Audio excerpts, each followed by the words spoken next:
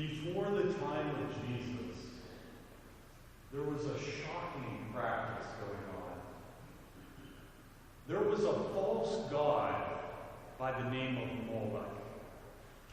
And they erected a huge iron statue. They lit this statue on fire, making it molten hot. The statue had two arms extending like this, and a big, wide open mouth. Inside the mouth, there were teeming of flames. And then, parents would bring their children and place their own sons and daughters on the burning hot arms of this statue. While alive, the child would roll down screaming into the fire, into the statue's mouth. Yes, you heard correctly. They were burning their sons and daughters in fire. In our country, 3,500 times a day, children are being ripped from their mother's wombs by a high-powered vacuum and then ground up like sawdust. We think back when the two planes hit the Twin Towers, and we grieve and mourn. But the same death total is taking place daily in our country from this modern Holocaust. If you take all the U.S. wars combined, every one of them, about 2 million brave men and women lost their lives. Abortion has taken the lives of over 60 million. Yes, 60 million of the most innocent. In Wichita, Kansas, you could see a smokestack from the road. You could see smoke going up from that. They're incinerating 50 pounds of babies at a time. I used to pray at the Youngstown Abortion Facility. And typically 12 to 15 children every Tuesday would lose their lives. My good friend, Father William Wynn, tragically killed a little girl in an automobile accident. And he decided that for the rest of his life, he would save human lives. And so every Tuesday, he would be on Market Street, rain, sleet, whatever it was.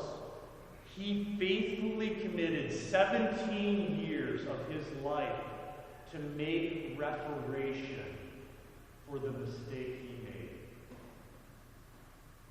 All of us are guilty to some respect of this tragedy. All of us have not prayed enough, fasted enough, worked enough to stop the silent screams of the innocent. The scriptures say, speak up for those who cannot speak for themselves. Imagine this scenario. You're in your home tonight, and it's just you. And you're sitting comfortably on your couch. And everything is calm and peaceful. And then in your front door bursts a large man, drags you out of your home, and right on your doorstep kills you in cold blood.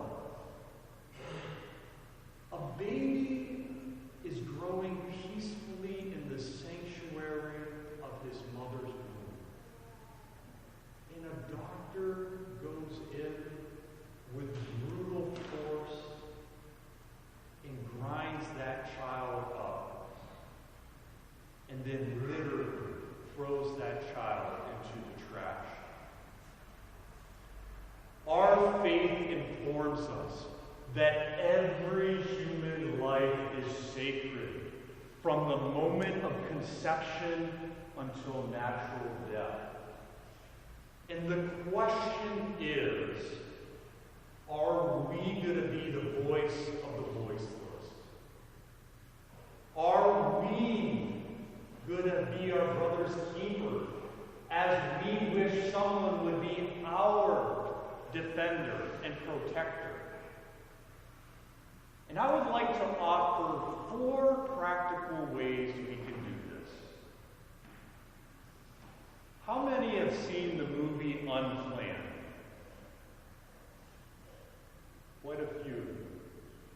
Unplanned. Unplanned. It's the real story of Abby Johnson.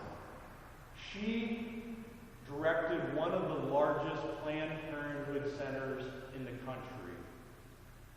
And she tells her amazing conversion story, how she was militantly condoning the deaths of 10, 15, 20 children a day.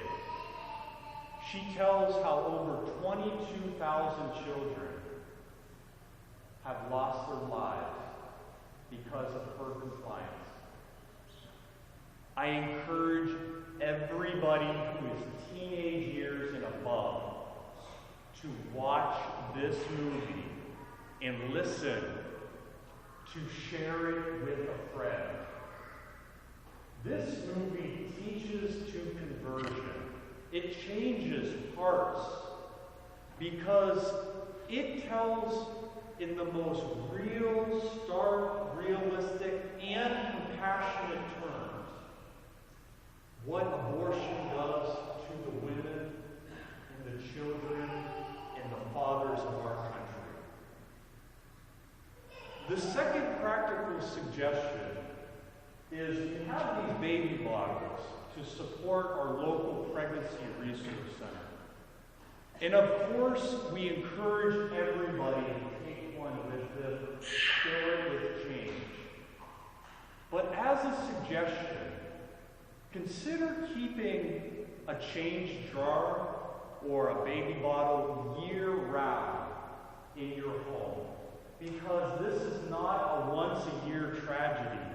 Every single day, this Holocaust is continuing.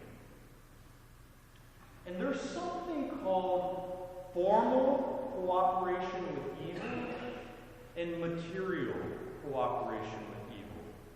When we do nothing, when we act like it's just every day is just the same, we are materially cooperating with this Holocaust when we are silent, when we are passive, when we are just so apathetic. The third way is the power of prayer. My friend William Witt prayed 17 years on that street corner, and he got to see with his own eyes that place of killing, destroyed, and demolished. Why? Because prayer moves mountains. The fourth practical way. On occasion, I am going to lead a group up to Columbus, Ohio, and we are going to peacefully and prayerfully be there at an abortion center. Why? Abby Johnson will tell you, when there are Christians praying outside of these centers, up to 75% of those inside don't go through with the decision. Prayer goes into battle in this spiritual combat more than our little minds can understand. And allow me now to say a word to all those who have had an abortion. All those who have driven somebody to an abortion or paid for an abortion. God, the Father of mercies, extends his loving arms to you and wants to set you free. Go to the sacrament of confession. If you have ever counseled anybody to receive an abortion, go to confession.